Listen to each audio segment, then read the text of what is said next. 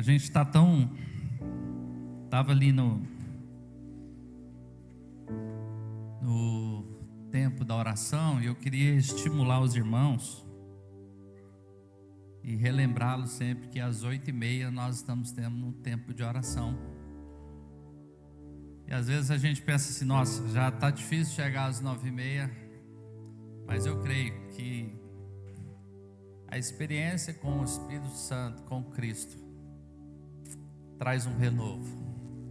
Às vezes nós estamos andando no engano de que eu vou descansar, mas Jesus diz, venha a mim que você vai achar o descanso. E Deus quer resgatar em nós essa perspectiva do sobrenatural, né? E romper com o automático hoje.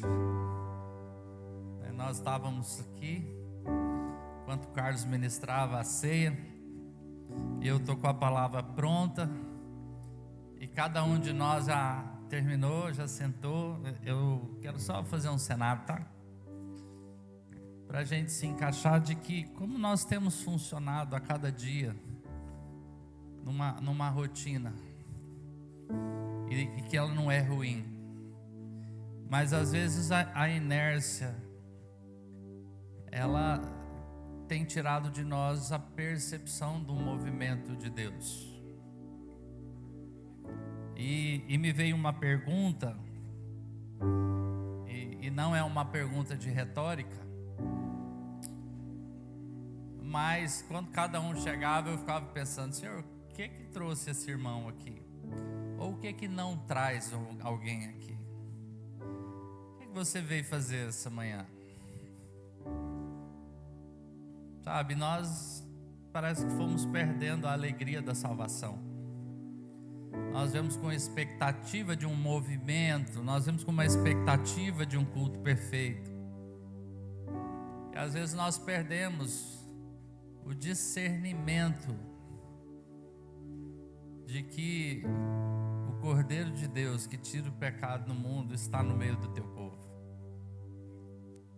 Às vezes nós perdemos o discernimento que cada culto ele é único, porque a gente vai se acostumando. Quando o Alejandro foi ministrando aqui sobre a arca, ficou 20 anos na casa de Abinadab, nós nos acostumamos, e não tem nada de errado nisso, né? Mas é nós discernirmos. E o nosso clamor, e o meu clamor, e a minha oração tem sido, o que é o culto para nós?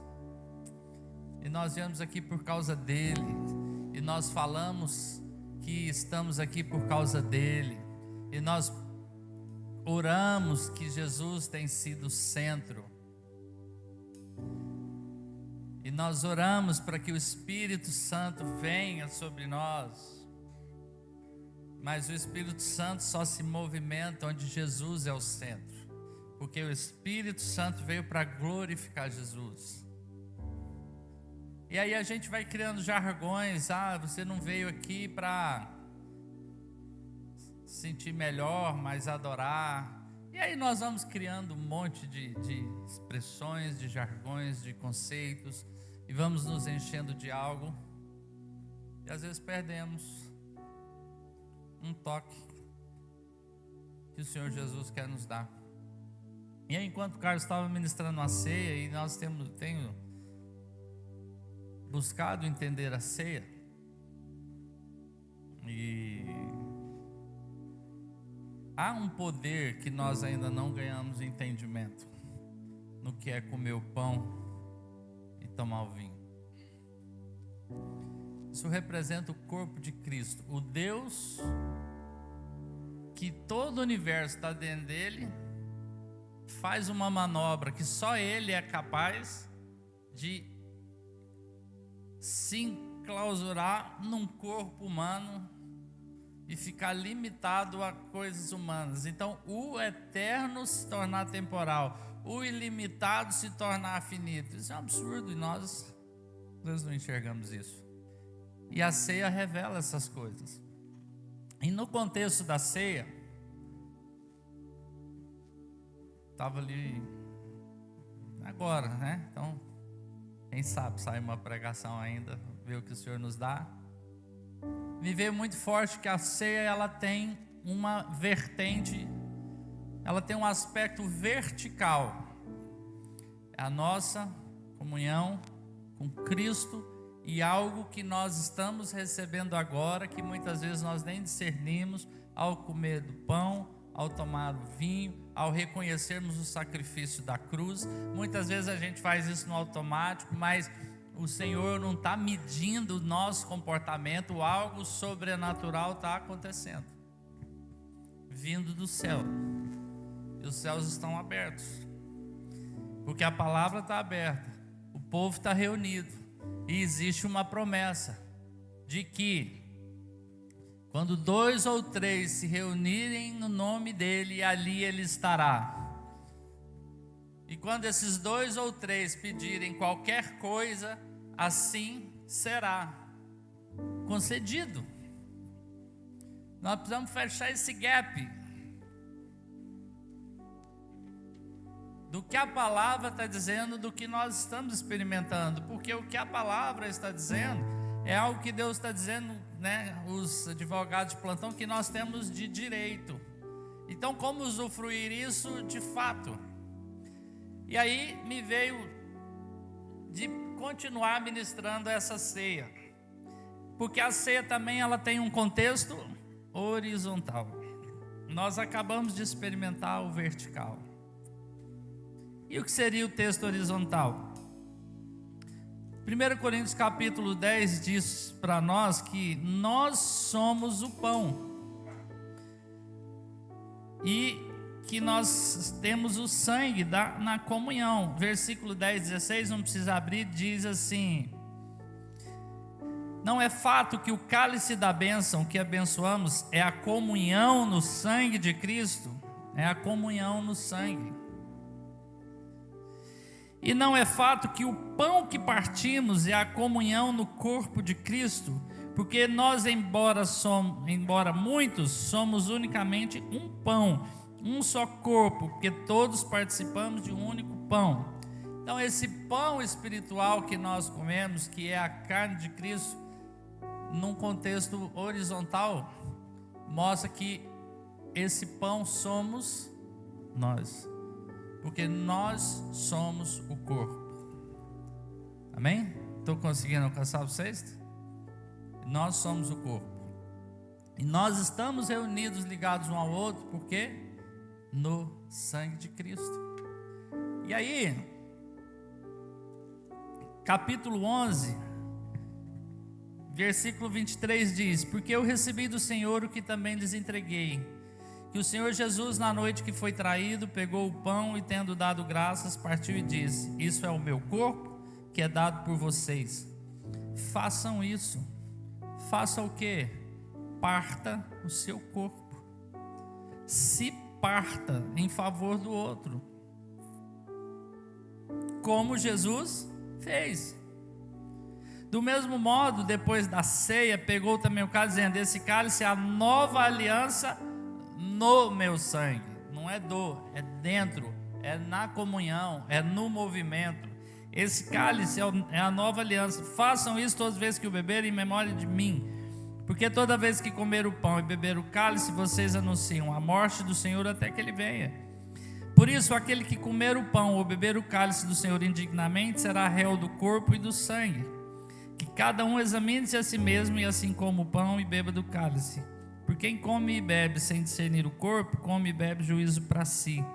E por isso que há entre vocês muitos fracos, doentes, e não poucos que dormem. E às vezes nós olhamos para esse texto de Paulo, olhando para a ameaça. Já percebeu como a gente é negativo? É uma ameaça. Eu não vou tomar ceia, porque senão alguma coisa ruim vai acontecer. Isso é justamente isso que vai fazer com que a gente perca. E qual que é o contexto que Paulo está dizendo? Aquele que não discernir o corpo. E o que é discernir o corpo? É eu e você entendermos que às vezes a resposta de Deus que você precisa está aqui. E aí nós nos fechamos numa questão só vertical e não enxergamos a importância de estarmos no corpo e não recebemos a cura que precisamos. Isso nos deixa doentes, isso nos deixa isolados, isso nos deixa dormindo, com a ideia de que eu e Deus vamos resolver, e não vai. Então, o que é discernir o corpo? É nós cearmos agora comendo do pão. O que eu entendo que seria você, o corpo? Você tem dons, e algum irmão aqui está precisando de algum alimento que vai vir através do seu dom, meu irmão. Nós estamos na comunhão no sangue de Cristo, ou seja, o que dá vida para esse dom é a vida de Cristo que está em nós. Então você não veio aqui só para receber. Então nós temos algumas circunstâncias aqui no nosso meio agora que nós podemos continuar ceando. Eu fui dar uma volta na hora do louvor, cumprimentando, e aí abracei uma irmã, falei, como é que você está? Ela falou, tem que falar que está bem, né? Eu falei, essa é a verdade? Ela falou, não, estou péssimo. E às vezes essa cura, às vezes não tenho certeza, ela vem agora, comendo do pão, bebendo do sangue. Você tem causas às vezes na sua vida de enfermidade, de financeiros, né? Nós temos o Azaf, a Milene, que vão fazer uma viagem, nós precisamos cobri-los, orar, guardar, nós precisamos fazer esse movimento. Nós precisamos doar um ao outro, irmãos. E às vezes a gente vai assim, confessando, partindo de nós, parece que dá um desânimo, que eu vou falar para vocês, podem ficar em pé, por favor. É quase parir um filho. É?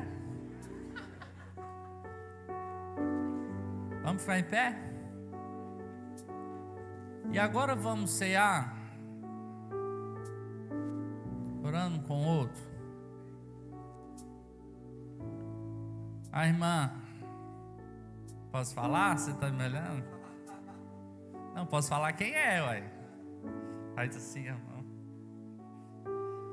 Vou falar. Né? Tem problema, irmãos, tem problemas irmãos que estão com problemas de saúde sérios. Irmãos estão precisando de emprego sérios. Então vamos cear orando e abençoando a vida desses irmãos. Eu queria que nós nos movimentássemos.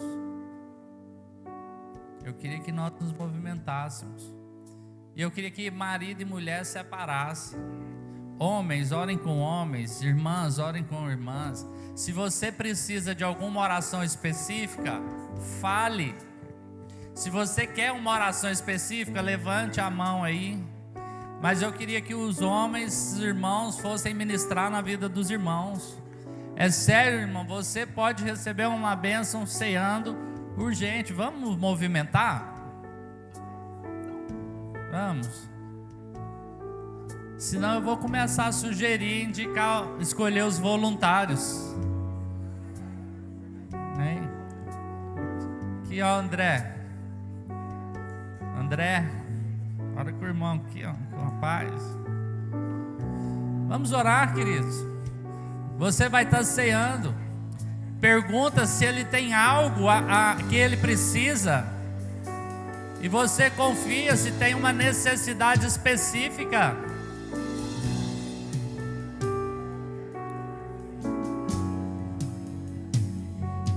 Ministra cura. Ore, você tem essa autoridade no nome de Jesus.